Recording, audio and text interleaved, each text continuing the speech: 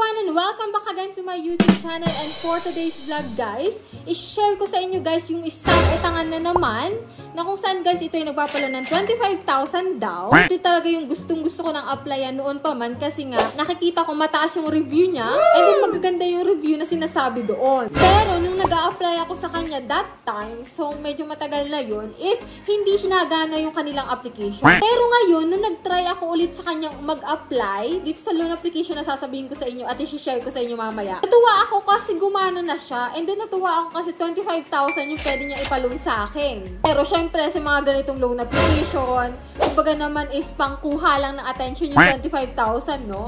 So ngayon guys, i-share ko sa inyo kung anong loan application yon and kung magkano talaga yung pwede mong makuha at pwede mong ma-receive dito. Pero bago yung lahat guys, magkakaroon pala tayo ng live sa July 7, 2023. So malapit na yun guys. So mamimigay tayo ng tatlong 1,000 pesos. So balik 3,000 pesos yun, no? And apat na 500 pesos each na mananalo. So ngayon guys, huwag mong kalimutang mag-subscribe.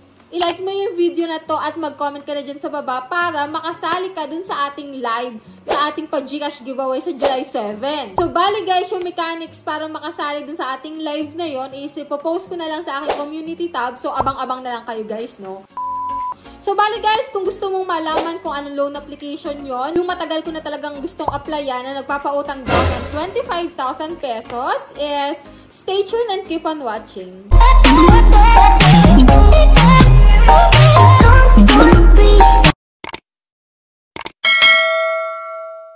So, hindi tayo guys agent or promoter nung loan application na ibabahagi ko ngayon sa vlog na to. So, dito guys, i-share ko to sa inyo para magkaroon kayo ng ideas and then awareness na rin sa application na to para pag once na nakita nyo to sa Google Play Store or sa App Store man is kayo na lang talaga yung magdi-decide kung maglo-loan pa rin ba kayo dito or hindi.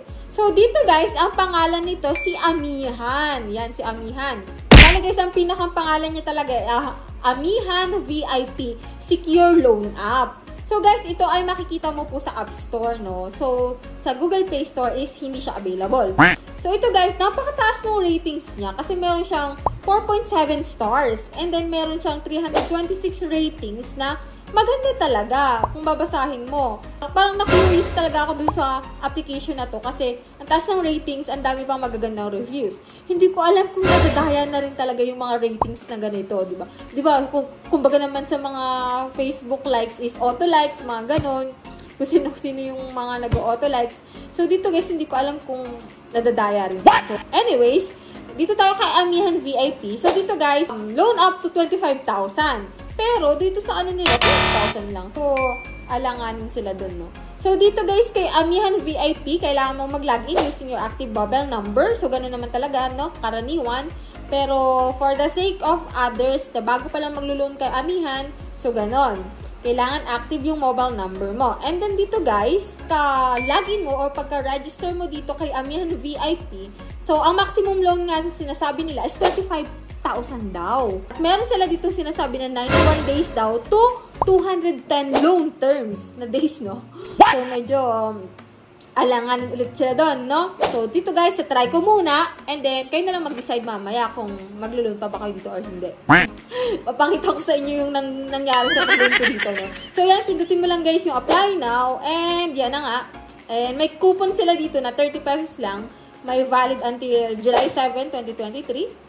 Or may 30, may 30, may 50. So, dito guys, pagka-open mo, naka-prompt na talaga dito yung mga ID na available sa kanila na kung meron ka mang isa nito, is makakapag-proceed ka. Ito guys, yung UMID, SSS, TIN, Passport, Driver's License, Voter's ID, PRC, GSIS card, NBI clearance, pwede dito, Digitalized Postal ID, PhilSys ID or National ID, and Pag-ibig yun.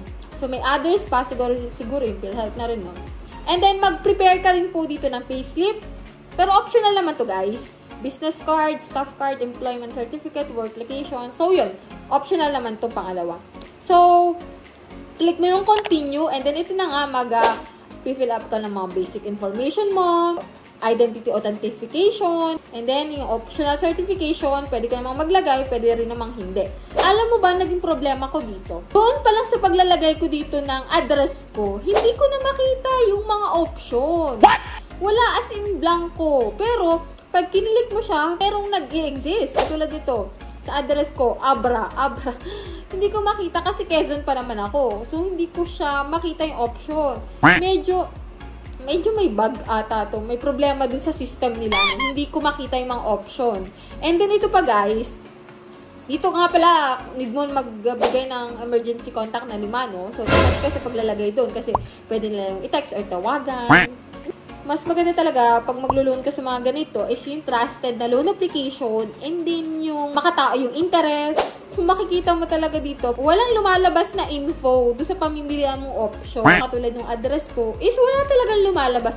Yun lang yung pangit dito kay Amihan. So, hindi talaga ako nakapag-proceed. At the end, walang nangyari sa pag-apply ko. Hindi ko man lang nakita kung magkano yung pwedeng ipaloan nila sa akin, kung magkano yung interest. Ewan ko kung sa cellphone ko lang yun. Pag kayo mag-try nitong Amihan VIP, gagana sa inyo yung optional na option nila dun. So, try nyo din kung magkagaya tayo ng experience. Pero sa experience ko, guys, hindi ko talaga maklik yung option nila. Hindi lumalabas yung ibang option ng pamimilian mo sa address, no? So, medyo may sira ata itong application nila, no? Kasi natutuwa nga ako kasi ang taas ng ratings. Tapos, at the end, wala din naman palang mangyayari. So, parang sila nag-come up sa ganong ratings na ganito yung performance ng kanilang application. So, yan lang guys yung na-experience ko dito kay Amihan. So, sorry kung na-disappoint ko kayo. Hindi ko naibigay sa inyo kung magkano yung interest dito, kung magkano yung nilong. So, siguro sa susunod, update ko kayo about dito kay Amihan kung maganda na ba siya. Bali guys, epic fail ang pag-loan natin dito. So, kung kayo ay nakapag-loan na dito kay Amihan, share nyo naman dyan guys kung magkano yung na-loan nyo, kung magkano yung interest, para naman magkaroon ng idea yung iba na bago pa lang maglo-loan dito kay Amihan. Pero sabi ko nga guys, bago kayo mag-apply sa mga loan application, maigi mag-research muna kayo, magbasa ng mga reviews, manood ng mga honest reviews about sa mga loan application na yon, para at the end, kung may pangit man kayo maranasan, wala na kayong sisisihin pang iba, no? So yan guys, kung hindi ka pa po nakasubscribe sa aking YouTube channel, kindly click the subscribe button at hit mo na rin notification bell para updated ka sa mga ganitong utangan serye, no, about sa mga loan application. So bye-bye na muna for now guys. See ya!